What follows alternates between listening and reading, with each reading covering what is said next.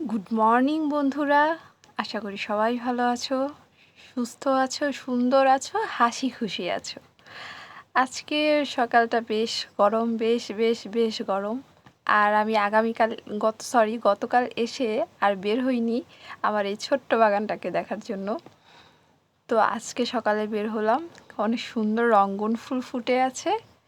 আর সবচাইতে সুন্দর দেখো, কতগুলো জবা ফুল ফুটে আছে, খুব সুন্দর লাগছে তাই না দেখতে? আমারও ভীষণ ভালো লাগছে।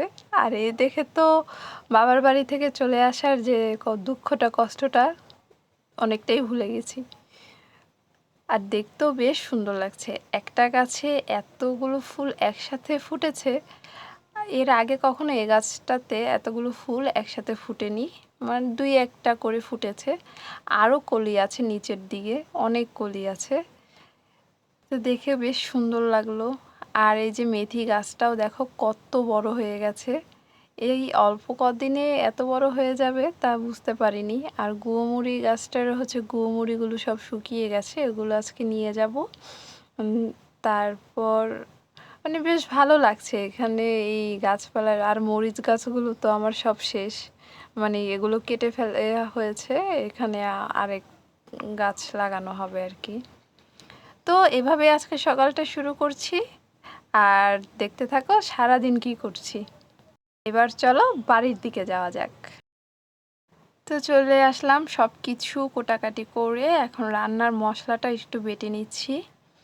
দেখো যত যাই হই না কেন, এই চিরচেনা সে রান্নাঘরে তো মেয়েদের ঢুকতেই হবে, গৃহিণীর আর কি কাজ। আর যেহেতু কয়েকদিন একটু ফ্রি আছি, তো একটু ফ্যামিলিকেও একটু বেশি টাইম দেওয়া যাবে। আর আমার একটু আলাদা যে বইগুলো আছে সেগুলোও একটু পড়া যাবে। আর গরমের কথা তো জবাব ছাড়া, প্রচণ্ড গরম। তারপর রান্না করার আগে যে কাজগুলো আমি করে থাকি, আমি তো কাঠের চুলায় রান্না করি, তাই কাঠের চুলাটাকে বেশ মানে একটু ক্লিন করে নিই ভালো মতো। তারপর লেপে নেওয়া যেটাকে বলা হয়, তাই একটু লেপে মুছে নেওয়া হয়। আমার তো বেশ ভালো লাগে রান্না করার আগে এরকম একটা মোছা দিয়ে নিতে, তাহলে চুলাটাও একটু নতুন নতুন লাগে আর খুব ক্লিনিংও দরকার হয়, মানে ক্লিনিং হয় আর কি, ভাল লাগে। রান্নাঘর দেখবে যত পরিষ্কার পরিচ্ছন্ন, তত কিন্তু রান্না করতে বা কাজ করতে খুব ভালো লাগে। তারপর এর আগে ২টা আইটেম রান্না করেছি, ভাজি করেছি, পালং শাক রান্না করেছি, এখন একটু মুরগি রান্না করব। খুব অল্প পাতলা ঝোল, মানে অল্প মশলাতে আর একটু পাতলা ঝোল করে মুরগিটা রান্না করব। তারপর মুরগিটাকে রান্না করে নিচ্ছি। আর বললামই তো, এই গরমে শুধু পাতলা ঝোল করব মুরগিটা। আর এটাও একদম কচি বাচ্চা মুরগি, তাই পাতলা ঝোল করছি। আর আজকে তোমাদের কোনো টিপস না, শুধু আজকে সারাদিন কি করছি কি না করছি তার একটা ব্লগ দিব, তো দেখতে থাকো। তো ওদিকে রান্না বসিয়ে আমি চলে আসলাম আমার বেডটাকে গুছাতে। সকালবেলা ও একটু দেরিতে উঠেছে, তাই একটু দেরিতেই বেডটাকে গুছাচ্ছি। তো বেডের সাথে আমি পুরো বাড়িটাই সব গুছিয়ে নিব। আর ওদিকে রান্নাও হচ্ছে, একদিকে যেমন রান্নাটাও হতে থাকে, আর অন্যদিকে আমি ঘরটরও ঝাড় দিয়ে নিব।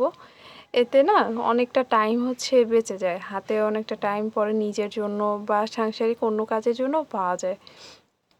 এরকম মাঝে মাঝে একটু বুদ্ধি খাটিয়ে কাজ করাটাই ভালো। আর যেহেতু এখন গরম, তো গরমে যত তাড়াতাড়ি কাজ করে ফ্রি থাকা যায় ততটাই ভালো। তারপর দুপুরবেলা সব খাওয়া দাওয়ার পরে একটা ঘুম দেওয়া হয়েছিল। এখন বিকেল বিকেল না, সন্ধ্যা হয়ে গেছে। তো এখন আমি এই চাদরগুলো বিছানো ছিল, তো গতকাল এসে উঠিয়েছিলাম, তো এই ধুয়ে দেওয়া হয়েছে আজকে। তাই আজকে একটু গুছিয়ে রেখে দিব সুন্দর করে ভাঁজ করে। এই ছিল আজকে সারাদিনের কাজ। তো এখনও কারেন্ট নেই, মানে কারেন্ট চলে গেছে প্রায় 1 ঘন্টা হয়েছে, এখনও আসে নেই। তারপরও কি করার বলো, আর তো দম ফাটা গরম আছেই। তো আজকের ব্লগটি, এই সিম্পল ব্লগটি যদি তোমাদের ভালো লেগে থাকে, তাহলে অবশ্যই লাইক, কমেন্ট, শেয়ার, সাবস্ক্রাইব করে দিও কিন্তু। আর হ্যাঁ, অবশ্যই কমেন্টটা করে দিও। আর হ্যাঁ, চাদর ভাঁজ করে এরকম কাভারের মধ্যে রেখে দিলে না দেখতেও সুন্দর দেখা যায়, আর কোনটা কোন চাদর সহজেই বোঝা যায়, আর চাদরও কিন্তু ভালো থাকে। তো এই টিপসটি কিন্তু কাজে লাগিয়ে নিই।